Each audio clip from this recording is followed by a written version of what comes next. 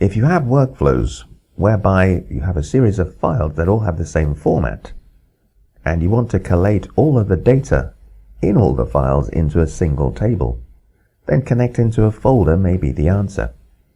This convenient feature of Power BI allows you to connect to a folder and have all the contents automatically combined into a single table.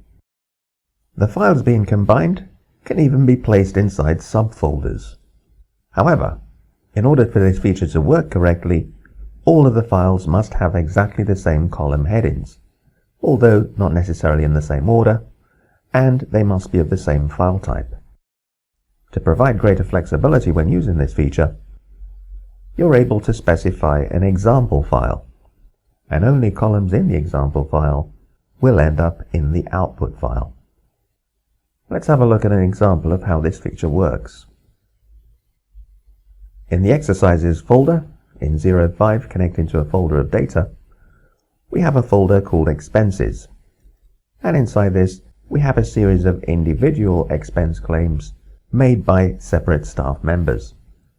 And there are two formats. If we open the first file, here we've got a 7-column format, so name, branch, date, amount, category, and then we've got some project information, the project ID and the task ID.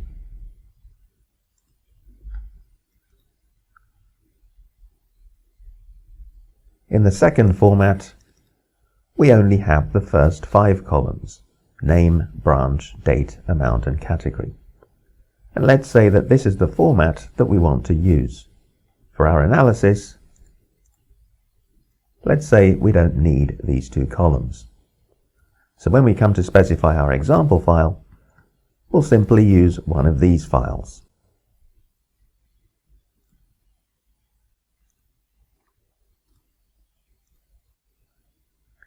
So let's go back into the main folder 05 and let's open up the PBIX file so that we can connect to that folder. To connect to a folder, we click on Get Data and More. And this dialog shows you all of the different data sources that Power BI can connect to. And you'll notice that we have a search bar, which can be quite useful for something you haven't used before. Folder, as you can see, is easy to find in the list, but if it weren't, we could just type folder, and up it pops. And it's also in the file category. So we double click on folder, and we can either browse and navigate to the folder, or we can simply copy the path to the folder in File Explorer.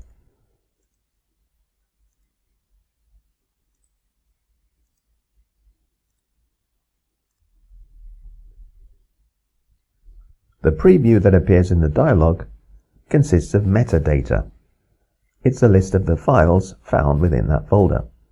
In some workflows, this information itself may be useful, but of course for us, we're interested in the contents of the files rather than the files themselves. So we click on Combine and Transform Data. And it's in the Combine Files dialog that we have the opportunity to specify a sample file. By default, the sample file is always the first file. So in our case, we'll choose the second file, since it has the correct format. The transformation that will be applied to each of the files is based on the file that you specify here. So since we've specified a CSV file, Power BI will treat all the files as CSVs. And that's it. All we need to do is to click OK, and Power Query will do the rest for us. So we can see that Power Query has created a number of helper queries which it's put into a separate group or folder, and the output query is simply named after the folder that we connected to, which was called expenses. And if we look at the columns, we can see that only the 5 columns in the sample file that we specified have been included in the output. We have an extra column here which tells us the name of the file that that particular row came from, And we don't really need this, so we can simply right-click and choose Remove. So that's the basic process of connecting to a folder. But for the moment, let's just close the file without saving our changes. So we'll switch back to Power BI Desktop, close the file, and click on Don't Save.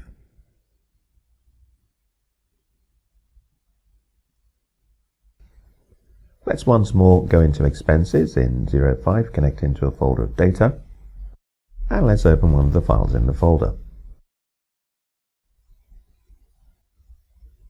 To create a sample file, we simply need to specify the columns which we want to include in the output. And let's say it's going to be these 5 columns. So I'll just copy them, and then place them in the order in which I want them to occur in the output file. And let's say we want name followed by date. So I'll just hold down the Shift key and drag date to the left. And then let's say we want amount to be next. So just Shift drag, and that has them in the correct order.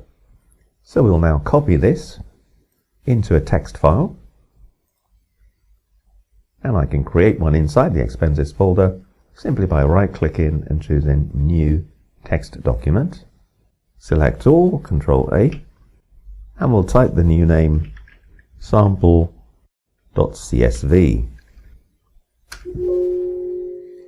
Yes, we are sure that we want to change the file extension. And now I'll right-click on the file and open it with Notepad. And here we'll just paste in those 5 headers and replace the tabs with commas.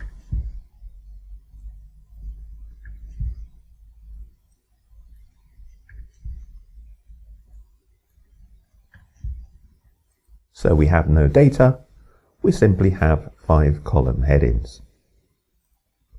Let's close and save, and that completes our sample file. So we'll close down the CSV that we opened in Excel, and of course we won't save our changes. Now let's go back into the main folder and open up the PBIX file. And now let's connect to the folder. So Get Data, More, and we can just double click on Folder. And as we did before, let's go inside the Expenses folder and then copy the path.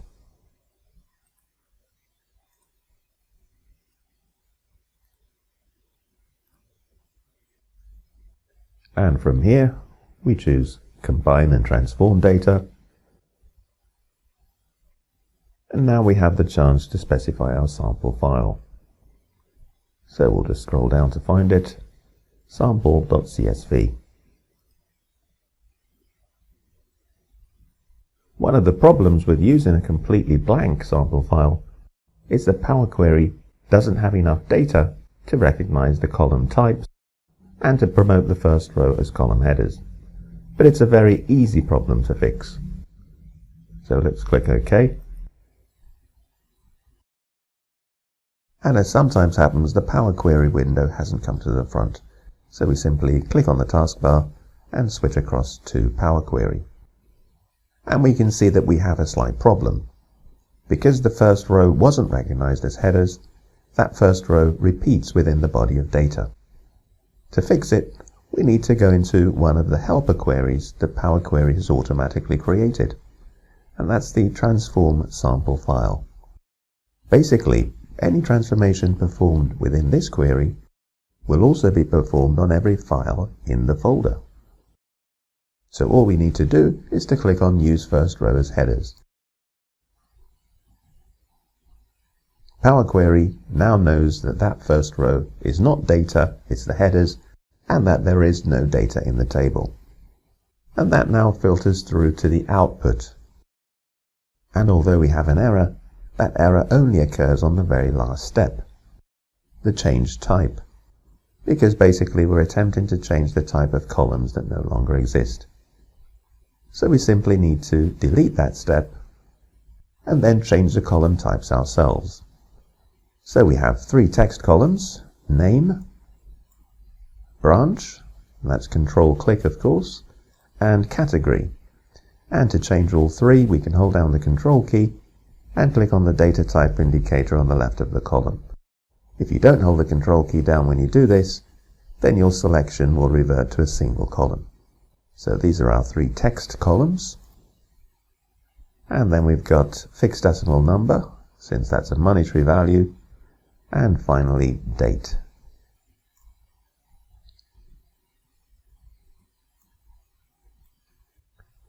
In addition to the 5 columns which we specified, we also have a column called source.name. And this is useful in a lot of workflows where you need to derive information from the name of the file that contained the data. Since that's not the case here, we'll simply right-click and remove this column. So there we have it. That's how you use a sample file when connecting to a folder to control both the columns that are imported and the order in which they're imported.